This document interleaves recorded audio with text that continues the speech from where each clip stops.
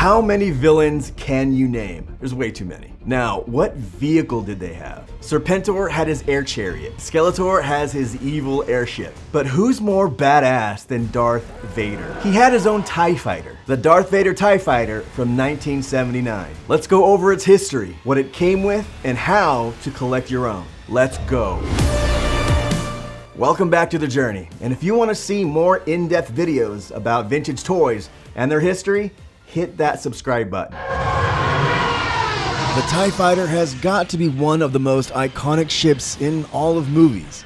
Just a silhouette of them, and even people who aren't Star Wars fans know where it's from. Even their sound design stuck in your head, thanks to the ever so talented Ben Burtt. And in 1977, the world would get to know the villain Darth Vader. And even though he only had 8 minutes and 6 seconds of screen time, only 6% of the entire movie, even off screen when the characters were merely talking about him, he became the ultimate villain. And in the climactic Battle of Yavin, we would be introduced to his ship.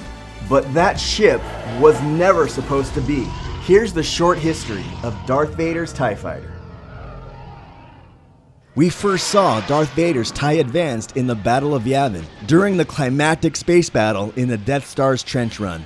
In canon, it was designed using Darth Vader's specifications, and unlike other TIE Fighters made at the time, it included a hyperdrive, a shield generator, and a life support system. Early in its use in 3BBY, it was damaged, and when Darth Vader wanted an update from the officer in charge, the officer said that his starship was unrepairable. Unsatisfied with this answer, the officer met an untimely fate. But originally, Darth Vader was supposed to fly a standard TIE Fighter, but George Lucas wanted that changed as he feared Vader would get confused with the other TIEs in the trench shots. So, Vader's TIE was designed to be visually different from the rest. The original ILM blueprint designs made by Colin Cantwell and Joe Johnston would be given to Kenner to create the toy's initial designs. Darth Vader's TIE Fighter was the second TIE to be introduced in the vintage Kenner line. The first being the Imperial TIE Fighter in 1978, and that ship was a success thanks to the design team over at Kenner and Jim Swearingen, lead toy designer, who understood that in order for the action figures to be successful, they had to be the perfect size for vehicles. But we're going to get into that history later in the series. From Kenner's Star Wars collection, the new Darth Vader TIE Fighter.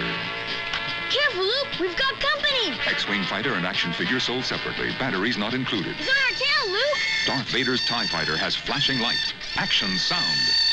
Luke's force is strong, but we've got him now. Oh, no, you don't. We've lost our solar panels. Perfect hit! I'll be back.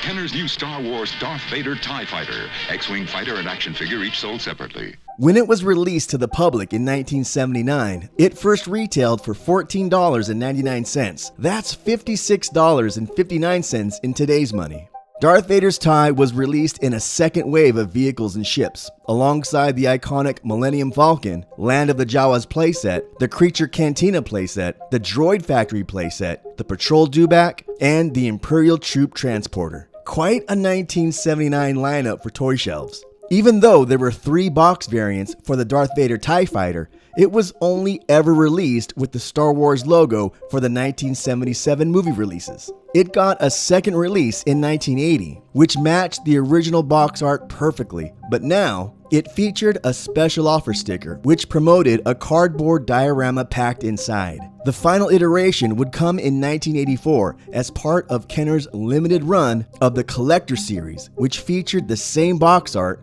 with only 2 notable features that made it different. The toy was renamed Darth Vader TIE Fighter Vehicle, with the word vehicle being added, and the Collector series graphic printed in the top right corner. I got mine from a trusted seller on Facebook at the Vintage Alliance group. And if you've watched this series, I've said it before and I'll say it again. Always do your research before you buy these items, especially if you're wanting to get high-end items. And you gotta know the history and condition level that you want to get, everything it's supposed to come with, and then buy from sellers who are gonna price your item fairly. You can do your own research by looking at what items are selling for on Facebook groups, eBay, and other auction sites like Hakes, and by going to toy shows and your local vintage toy shops. It may sound like a lot of work, but it's part of the hobby. You also want to make sure to find a seller that cares about packaging and will get your item to you safe and sound.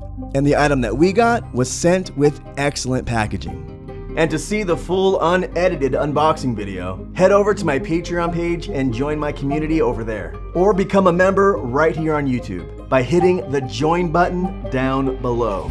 So the one thing that I haven't really mentioned is that if you're buying a lot of vehicles and you're going on a run, doesn't matter, action figures too, it kind of helps to get things in bulk, because then you can ask for bulk discounts. This lot, case in point, I got my skiff, I got the TIE Interceptor, and I also got Darth Vader's TIE Fighter, all from one seller, which meant I'm saving in at least two aspects. One, I could bargain down the price on these because I bought free items, so he did give me a discount. Also, on shipping, you're just paying one shipping fee. Yeah, the weight counts, but still, I'd rather pay for one shipment than do 3 or 4 or more different shipments from the same seller. So it does make sense to buy things in bulk from the same seller. You save some money. And once you get your Darth Vader TIE Fighter, made in 1979, here is what it's supposed to come with. The box version that we have is the 1984 variant with the Collector Series promo on the upper right-hand corner. And once you open the box, it should come protected with the cardboard insert.